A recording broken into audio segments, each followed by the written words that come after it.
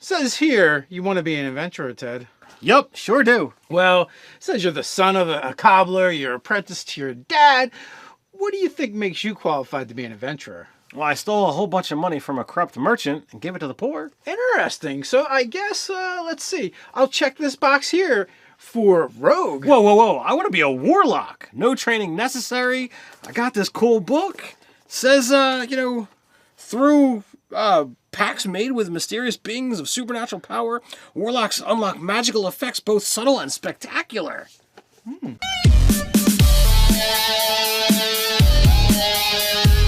Welcome to Nerdarchy. I'm Nerdarchist Dave, for nerds by nerds, and today I'm hanging out with Nerdarchist Ted. Nerdarchy's a place for news, views, as well as homebrews for 5th edition Dungeons & Dragons, as well as other role-playing games. Don't forget to hit that subscribe button and attune to that notification bell. All right, we're talking backgrounds today, how to pick your background, and your background for your character in 5th edition Dungeons & Dragons, that's kind of the thing you did before you began life as an adventurer. There's always so much out there that really, gives your adventurer a jumping off point. And you can go with something that really fits the character or something that's completely unorthodox and go for a little bit more fun. Right, so we have 3 main areas that we want to kind of look at and dissect in order to help you try and pick which is the right background for your character.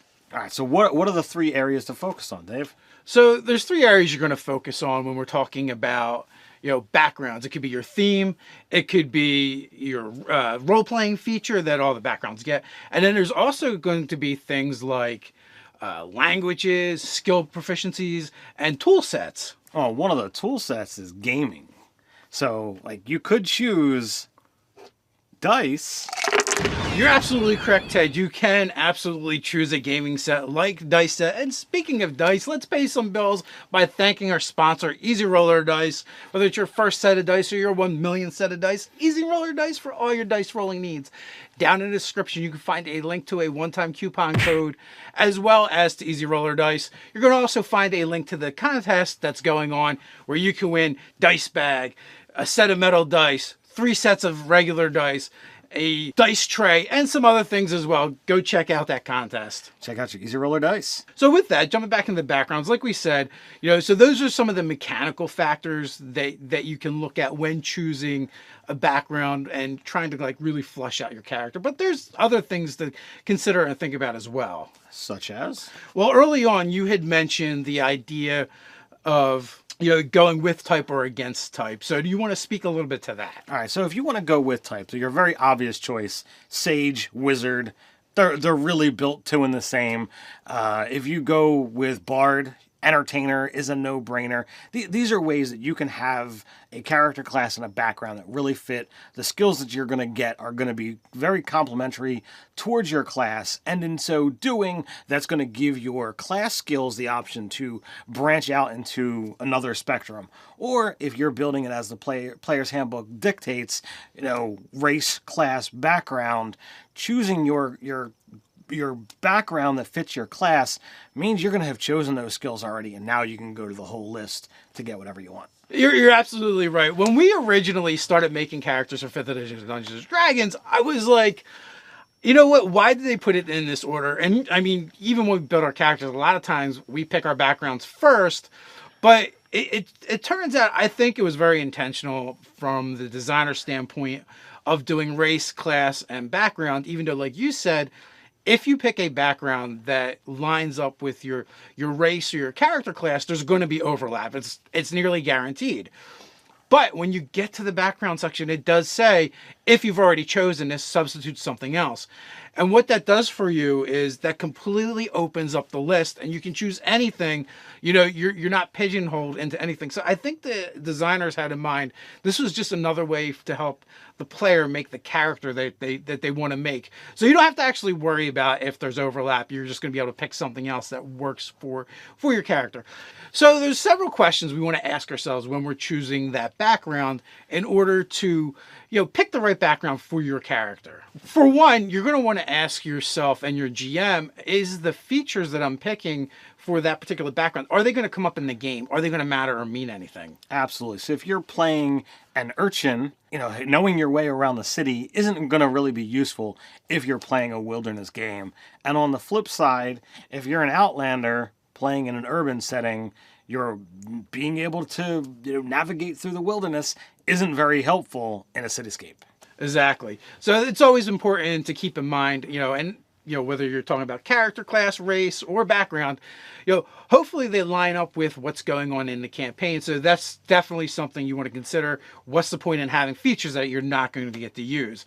Now, another area that you're going to you may want to look at is, do you have a personality in mind for your character? Maybe you do, maybe you don't. But if you don't, there's sections in the backgrounds that can be very helpful for that. Your personality traits, your bonds, your flaws, if you really don't have a idea of what direction you want to take this character, these things that are all spelled out really could be stepping stones for you to make the proper choice of what's going to fit this dwarven cleric or, elven barbarian that you've already got working out. So if you figure out, oh, well, this trait here really matches the idea of what I'm looking for. So this one winds up becoming an obvious choice for me. Now, you don't have to use these traits. You can make up your own, but they're suggestions and they're just helpful. And it might help steer your concept for your character a little bit if you're not 100% sure what direction you want to go in. I use them as guidelines. When you're already in the theme of a background, I can take those pre-written lists and use them as inspiration to match something that's going to fit where my character was and who they are. Now, Ted, we went and kind of made up our own section so that to make it easier for people, like what type of background are you looking for? Now, this isn't something you're going to find in the books per se.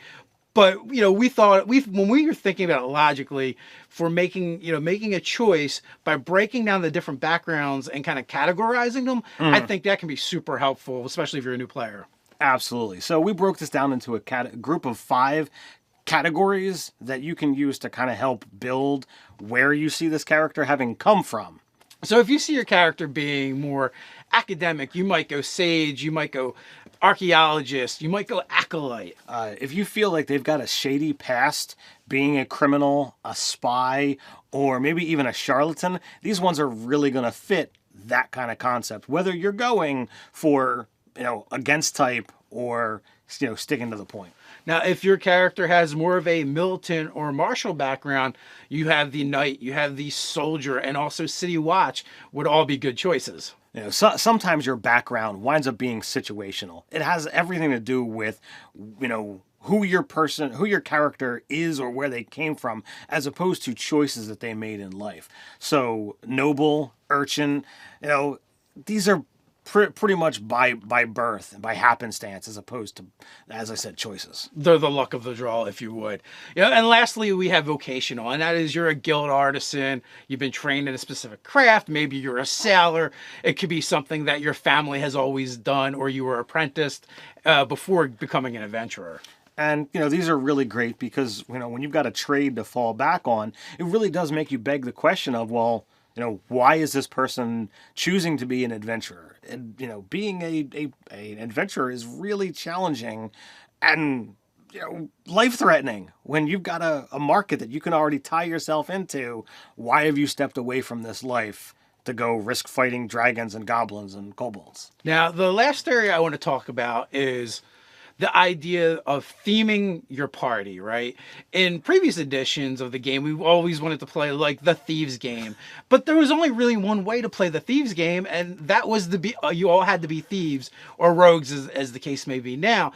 But with 5th edition, it's a lot easier if you want to play a war game or a militant type party, if you want to play, a bunch of criminals or, belonging to a thieves guild, or possibly even a bunch of performers or entertainers.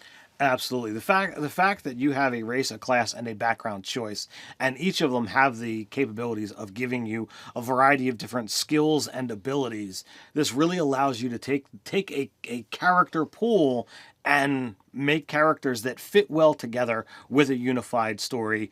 I ran a game a while ago that was for my son and some friends, and they decided that they wanted to all be a wandering bardic troupe. They were a group of entertainers. Well, the fact that Outlander gets a musical instrument, entertainer is a background, you could have, bard. They wound up all being mixed and matched using a variety of these, as well as some other stuff. Half elf allows you to get choice proficiencies. They were all different race, class, background combinations, but all of them had either the perform skill or a musical instrument, and it totally worked for them. Yeah, by mixing up the classes and backgrounds, you can really theme the party. If you give non-martial characters the soldier background, they kind of feel like they belong in that setting. If you give non-rogues the criminal background or urchin background, it gives them some of those skill sets that makes them work in a thieves guild type game. If you give the characters, like you said in your game, the example of backgrounds that give them performance or instruments or just being a bard, there are different ways of getting there. So you don't have to feel like all the characters are the same while they still kind of maintain the same theme. So it creates this really fun and different way of playing the game. So if you really want to tie things together using a variety of different backgrounds that have similar traits, really works out. So when it comes to, finalizing your character creation in 5th edition Dungeons & Dragons, background is your last choice. It really is a telling mark of who you were before you decided to become an adventurer, and can utterly, really fit into your story, or you can go completely unorthodox and have something that's like, well, how does that make sense? How do you transition from the Outlander to a wizard? Interesting things like this really make fun builds. So the question is, how are you making your background choices in 5th edition Dungeons & Dragons? Down in the comments below, let us know. While you're down there, don't forget to like, share, and subscribe. On your way down to the comments, stop by the description where you can find that link to Easy Roller Dice, as well as the one-time coupon code and the contest. So until next time, stay nerdy.